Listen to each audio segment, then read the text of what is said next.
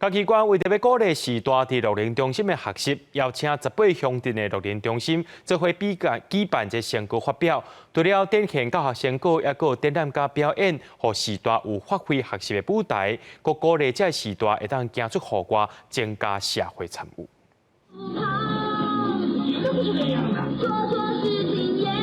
乐龄中心的时代伫舞台顶表演音乐剧，为故事、动作甲装汤拢是因家己一项一项豆豆来完成。参与演出的时代讲，参加乐龄中心的课程了后，心情、身体拢有改变。爱差不多，这种会特别无共，所以大家一起来参加。我觉得老年人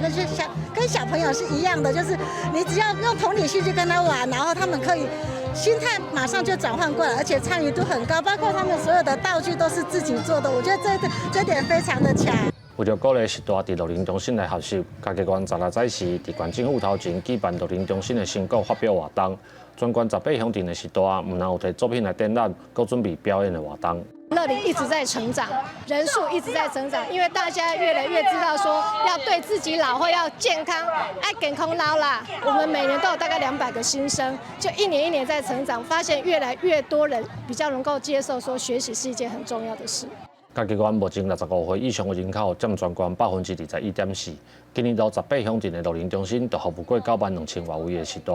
县政府表示，55岁以上都会当来参加乐龄学习的课程，希望时代透过课程，唔但减慢身体的老化，嘛，让心情会当更加健康。记者林慧婷，家己报道。